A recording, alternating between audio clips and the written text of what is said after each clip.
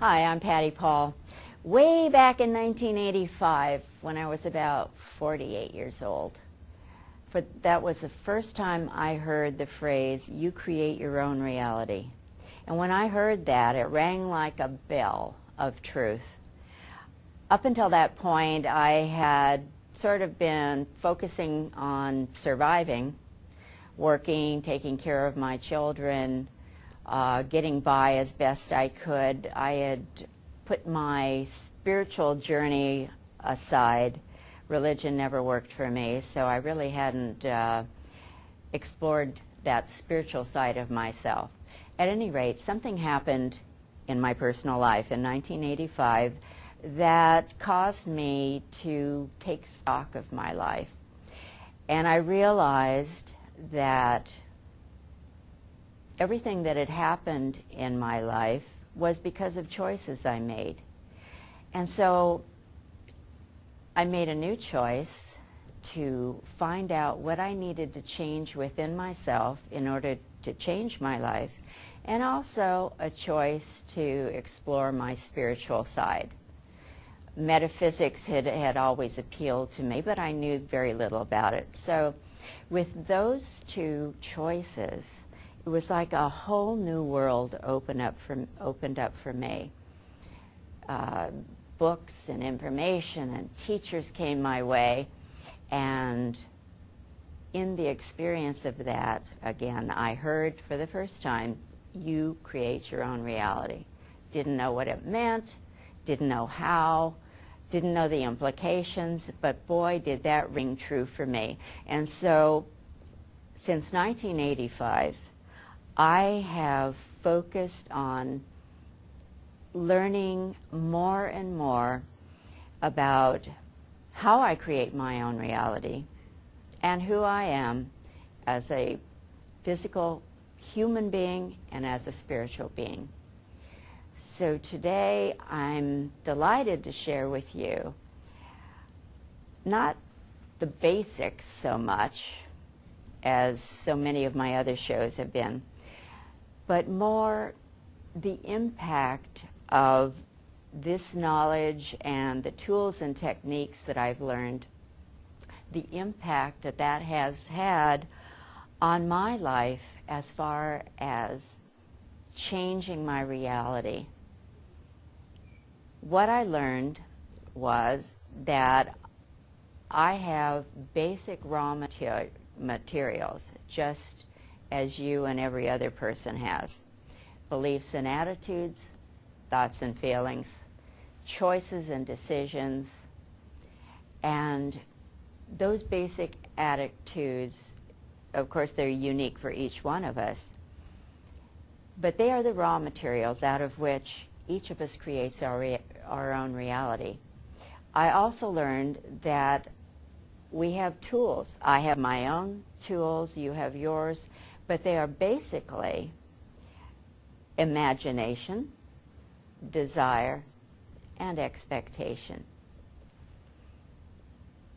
So as I began to learn more about the raw materials, more about the tools that I was creating my life out of, and when I would create something that I didn't like, that wasn't working, that didn't make me happy, when I created something that was painful,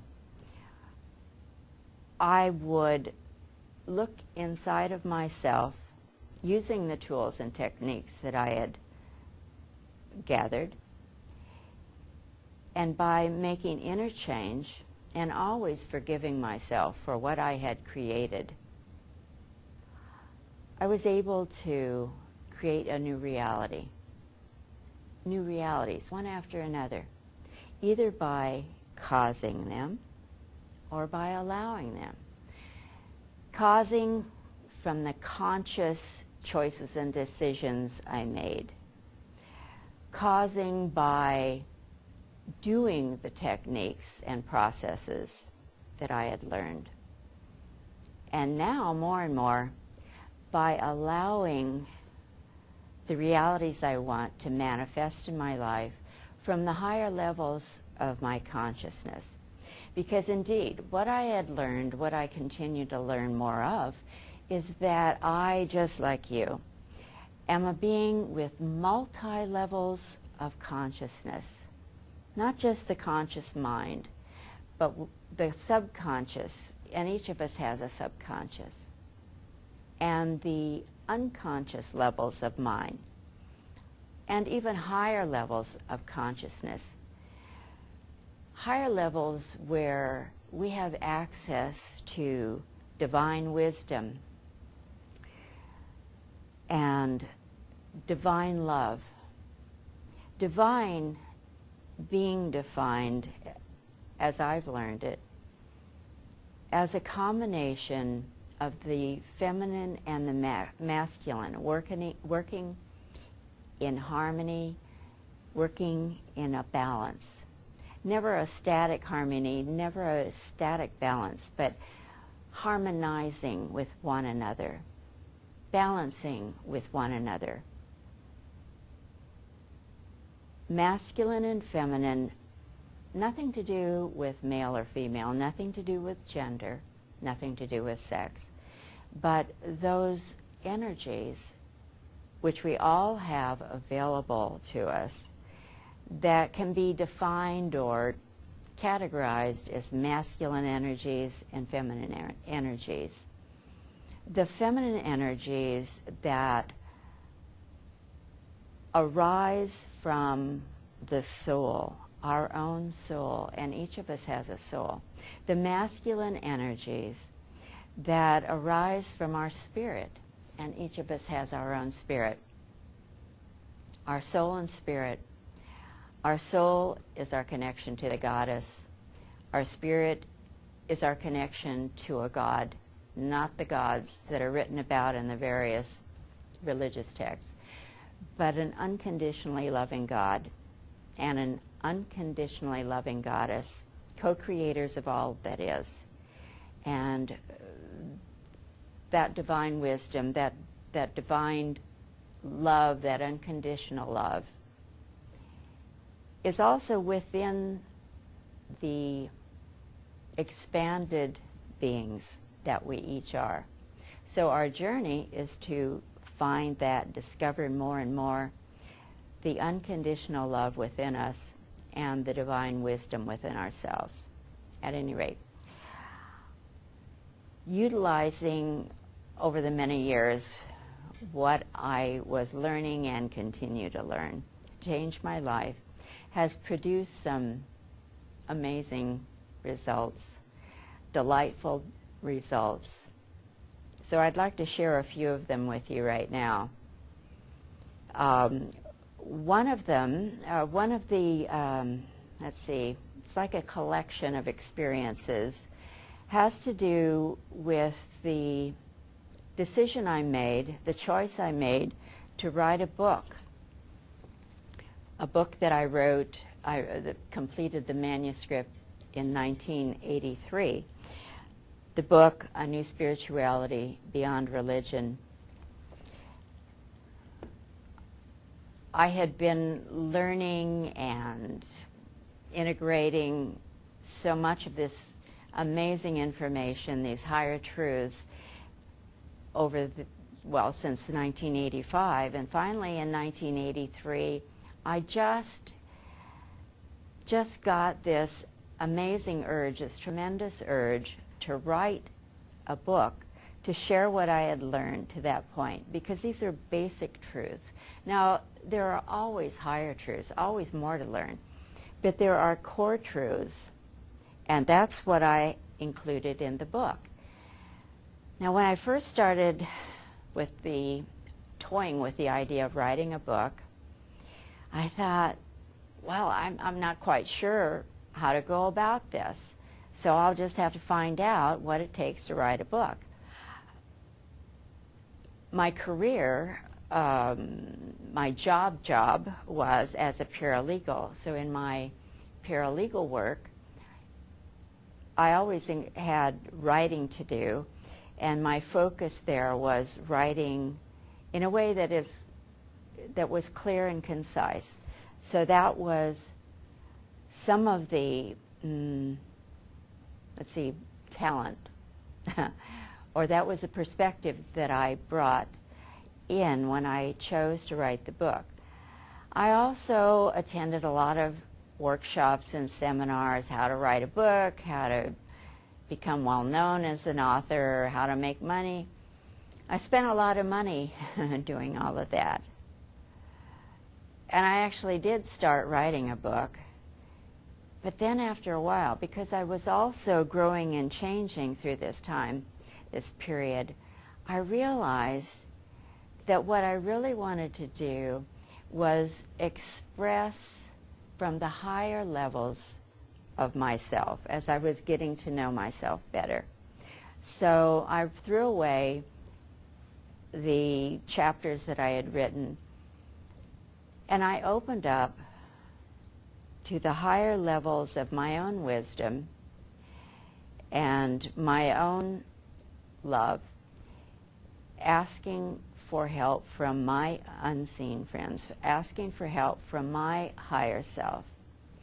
And I began to write as an expression of the more, of me the more as a human being, and more of the spiritual being. With this, I developed such a passion for this project. It really became a love affair for me. The whole process, writing the manuscript, editing it myself.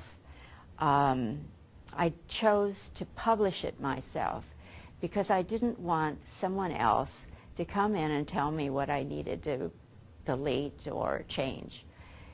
So it was a love affair, even the promotion of the book, just a total love affair. Following my passion. Haven't we all heard that advice given by so many? Follow your passion. It's absolutely true. When you follow your passion, and I found this out for myself, magical things happen. And so some of the magical things that I'd like to share with you today have to do with the creation of my book.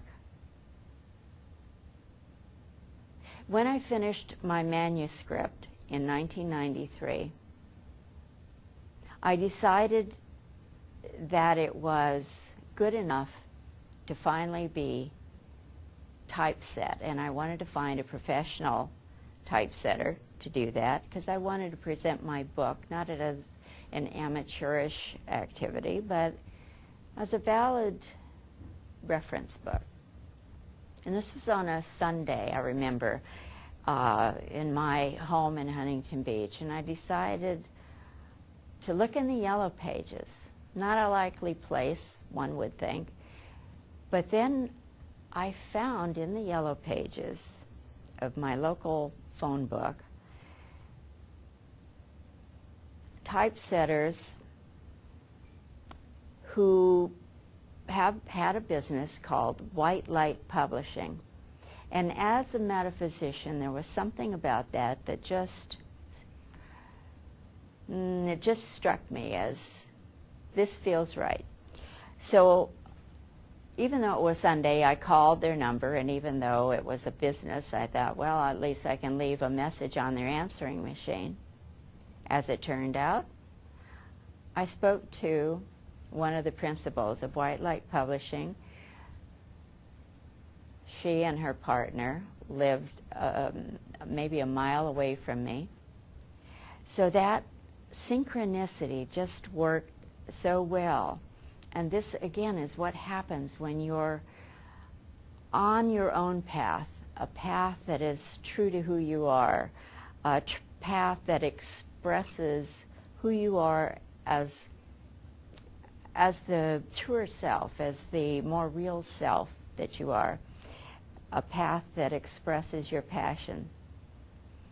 So before long, White Light Publishing, the two principals were working on my book. They did a beautiful job on the design, on the cover. They created a cover based on the ideas that I had for it. And then I decided, Oh yeah, another synchronicity. Just as I was completing the manuscript in 1993, I got something in the mail, a flyer in the mail, that was a calendar of events from Barnes & Noble bookstore. Back in those days, in the early 90s, I had never heard of Barnes & Noble. Of course, now they're, in every multiple locations in every city. But back then, I had never heard of Barnes & Noble. So I got this calendar in the mail, and I saw where they had on their calendar authors' appearances who did book signings and discussions. So I put that away. I thought to myself, hey, when my book is published, I'll refer to this. So I put that away. After my book was typeset and published, that was about a year-long process altogether, I contacted a number of Barnes & Noble stores in Orange County where I lived, including the one that had sent me this thing in the mail the year before. And without any difficulty whatsoever, I was able to schedule my appearance at their store that would include a discussion of my book. I think I did 5 in a row, and finally came the date to appear at the store in the next town over, Costa Mesa. That Barnes & Noble store is the one that was named in this flyer that I had received in the mail. So when I arrived to give my book signing, my book talk, I spoke to the manager and I said, oh, by the way, I got this thing in the mail. I've never gotten one since, but I got this. And she said, oh, we never send those out.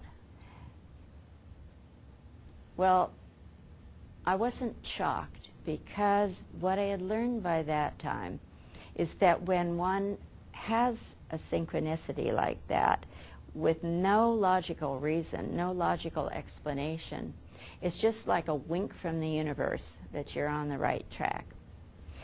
So that was sort of my little inner joke about, thanks a lot, Barnes & Noble, even though it wasn't a thing they did. I got it, and it helped me. So over the many years, I've done lots of book signings. That's the joy of my life, is to talk about the information, to share it, not with any agenda that other people need to change and follow my path. It's just a joy for me to share information. Another book signing that I had scheduled was in Burbank, and that was my hometown. So the day of that book signing, the book signing was scheduled for 7 p.m. in the evening, and I was working at my paralegal job in Los Angeles. And I was in the library, the law library, working on a project, when the pen that I was using to do my writing, my notes in the law library, went dry. There was another paralegal in there with me. So I asked her if she could loan me a pen. And it was so interesting to me because she pulled out about 20 pens, and she mentioned that she collected pens. So she offered me my choice, and I picked one. It was a very pretty pen. I used it to do what I needed to do in the law library, and then, of course, I gave it back to her. So after work, got in my car, headed toward Burbank. As I'm pulling into the parking structure where the Burbank Barnes & Noble was located, I was thinking to myself, boy, I wish I had a beautiful pen like hers that I could use tonight when I do book signings, because I had some nondescript Bic pen that I kept with me. I hadn't bothered to invest in a really pretty pen. So I got to the area where my book signing was to take place. Chairs were set up. People began to arrive. There were about 20 people. And I spoke about these higher truths that I had learned and that I was utilizing in my life. I love to answer questions, so I looked forward to clarifying wherever I could when people asked me questions. And then when it came time at the end of my discussion to sign books, a young man who had been sitting in the back of the group came up to me and he offered me his pen. And the pen was exactly like the pen that I had borrowed from the paralegal earlier in the day. It was exactly like the pen that I had said to myself, I wish I had one of those, as I pulled into the parking structure. Again, one of those little magical synchronicities that have no logical explanation. But when you're on the right track, when you're on the right path, the one that is right for you, these wonderful things just drop into your reality. So this young man gave me this beautiful pen, and I still have it at home because it's a delightful reminder of that little miracle. This television show itself, this Living Wisdom show, evolved for me in a similar way. One day in 1997, I was at home. I was contemplating a gathering that I was going to be going to with some metaphysical friends. And the focus of that gathering was going to be, what do we want for our future? You know, dreams of the future. So I sat on my couch that day thinking, now what? I love to teach. I love to share this information. I do counseling. But somehow there must be something else. I just had this gut feeling there was something else.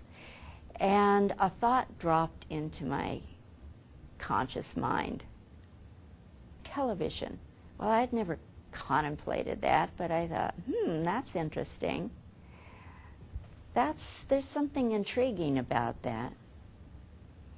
So at the gathering where we all spoke about future dreams, I shared this new thought that came to me, television, a way to share my higher truths, the things that had worked for me, my experiences as a human being.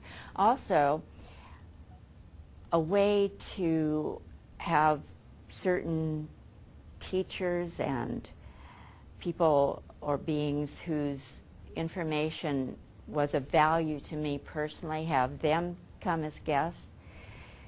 So when I got home, I was enthusiastic and I began to explore ideas, television, how do you get into television? Gosh, I didn't know. So beginning at what seemed like the logical route at the time, I took some classes. I thought, well, gee, to be on television, you need to speak with a professional voice. So I even went to a couple of voice coaches. But then after a while, I thought, this isn't feeling right. This isn't working for me. And all the while, in my personal life, attending workshops focused on becoming more as a human being, more as a spiritual being. And so I was also opening to higher truths for myself. And after a while, what just sort of fell into place as far as pursuing television and a television show, a talk show, where I wanted to be the authority, so to speak, about the information that would be expressed. I looked in my latest Learning Annex catalog, and sure enough, there was a class offered on getting into or having a show on public access cable TV. So I went to that and learned what I needed to know to get my like baby steps in that direction.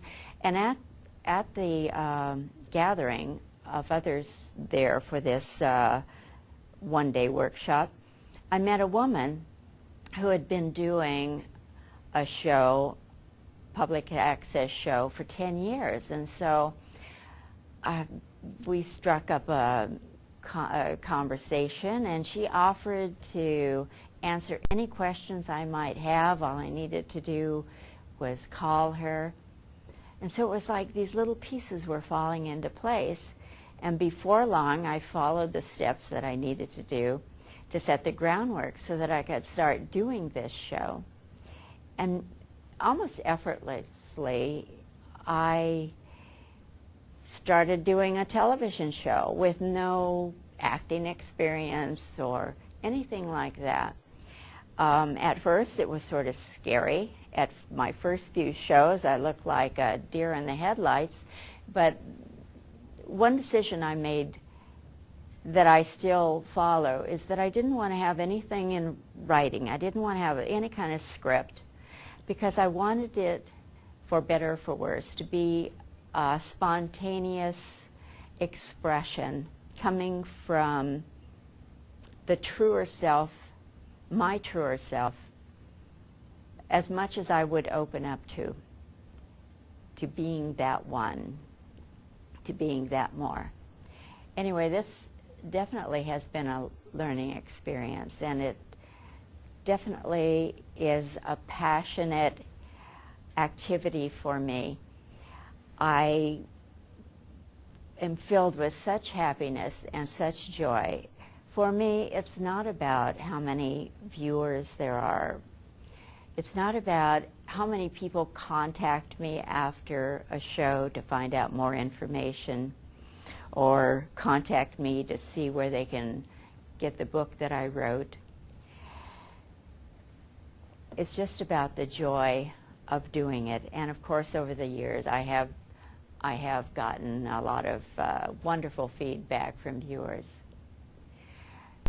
So at this time, I want to thank you, the viewer, for giving me your attention, for allowing me to have this joy and this wonderful expression, to allow me to share these higher truths. This is Patty Paul saying goodbye until the next time.